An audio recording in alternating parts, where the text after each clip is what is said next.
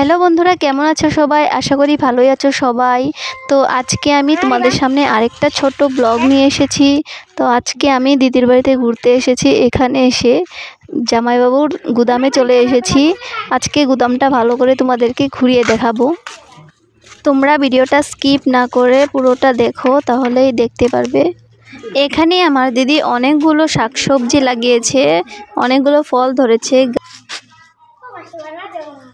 এখানে দেখো আরেকজনে বলছে যে আমাকে একটা ছবি তুলো। আমি বলছি ছবি না, এটা আমি ভিডিও করছি। কি এগুলো? এগুলো ভেন্ডি তুলছি। আসবো, খাস না তুই ভেন্ডি? না, আমি কখনো খাইনি। আজকে খেয়ে দেখিস কেমন লাগে। আচ্ছা, কতগুলো হয়েছে এখানে? হয়েছে মোটামুটি, চলে যাবে।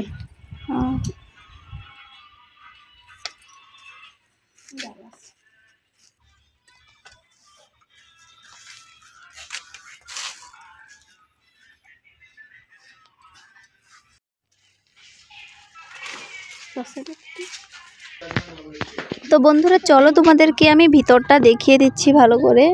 এইখানে দেখো কাকুটা ছাগল নিচ্ছে, ভিউটা কতটা সুন্দর দেখাচ্ছে।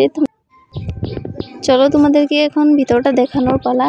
এখানে অনেকগুলো মালপত্র আছে, যে ম্যাঙ্গো আছে, অনেক কিছু চিপস আছে, সব কিছুই আছে এখানে, তোমরা দেখতেই পাচ্ছ।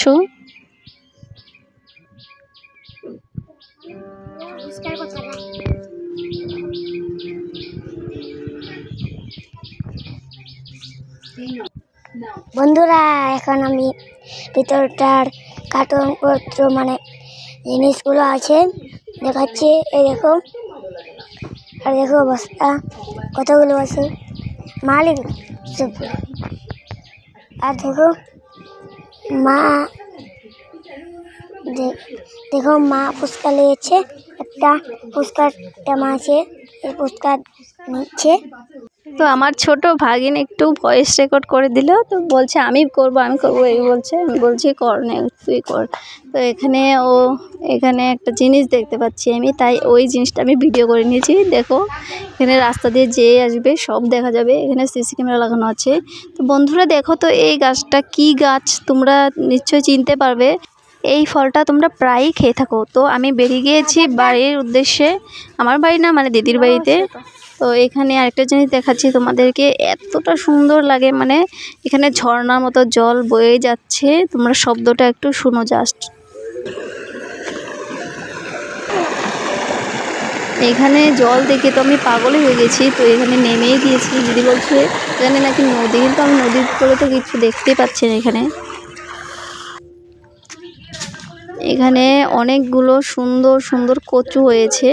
তো আমার এই পরিবেশটা খুবই ভালো লাগছে। আরেকটা জিনিস দেখো, এটা কেমন ধান লাগানো বন্ধুরা, দেখো তো তোমরা। আমার তো দেখেই হাসি পাচ্ছে। তো যাই হোক, যে লাগিয়েছে তার ক্ষেত, আমাদের এটা মাথা মারিয়ে কোনো লাভ নেই। তো আমি এখানে চলে যাচ্ছি বাড়িতে। আমাকে হাসিয়ে মারছে সারাটা রাস্তা। এখানে বাড়ি এসে আমি বললাম ভাগিনকে যে 2 বলে দাও, বলো ভাই টাটা।